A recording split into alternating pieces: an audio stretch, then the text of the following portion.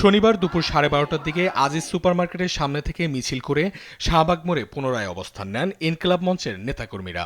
এর আগে শুক্রবার বাদ জুমা থেকেই তারা শাহবাগে অবস্থান শুরু করেন এবং সারারাত সেখানেই অবস্থান করেন। আন্দোলনকারীরা জানায় শরীফ ওসমান হাদির খুনিরা গ্রেপ্তার না হওয়া পর্যন্ত শাহবাগ ছাড়বেন না তারা। ইনকিলাব মঞ্চের নেতাকর্মীরা শরীফ ওসমান হাদির হত্যাকারীদের গ্রেপ্তার ও দৃষ্টান্তমূলক শাস্তির দাবিতে বিভিন্ন স্লোগান দিয়ে যাচ্ছেন। ব্যানার ও ফেস্টুনে উঠে এসেছে তাদের প্রতিবাদের ভাষা। আন্দোলনকারীরা এটিকে রাজনৈতিক হত্যাকাণ্ড হিসেবে উল্লেখ করে দ্রুত এর বিচার নিশ্চিতের দাবি জানিয়েছেন। আকিজ নিয়ে এলো বিশ্বমানের বেবি ডায়াপার মাম্মাম, কটনে সফট ম্যাটেরিয়াল, বাবুকে দেবে র্যাশ ফ্রি সুপার কমফোর্ট। আজকে 2 সপ্তাহ পেরিয়ে গেছে, কিন্তু হাদি হত্যার খুনির এতটুকু পর্যন্ত জানা যায় না সেই দেশে আছে নাকি বাইরে গেছে। এই লুতুপুতু খেলা খেলতে চাই না সরকারের সাথে। এখন আমরা ফাইট করব সরকারের সাথে, বিচার হবেই বাংলার জমিনে, সবাই দেখবে। আমাদের মনে হচ্ছে এখানে সরকারের উচ্চপদস্থ কিছু উপদেষ্টারা এর সাথে জড়িত।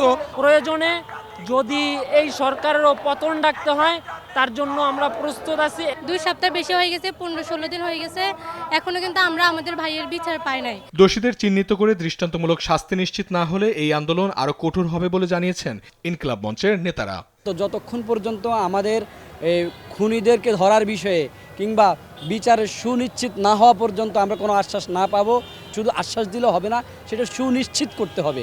এই সুনিশ্চিত যতক্ষণ পর্যন্ত এই সরকার না করবে ততক্ষণ পর্যন্ত আমাদের এখানে অবস্থান কর্মসূচি চলবে। পাশাপাশি দাবি না মানা হলে কঠোর কর্মসূচির হুঁশিয়ারি দেন তারা। আজকে এখানে বসেছি, আগামীকালও যে এখানে বসবো সেটা তোমারে কে বললো? আগামীকাল তো আমরা যমুনায় গিয়ে বসবো, আগামীকাল তো আমরা সংসদ ভবন দখলে নিব, আগামীকাল তো আমার ভাইয়েরা ক্যান্টনমেন্টে চলে যাবে।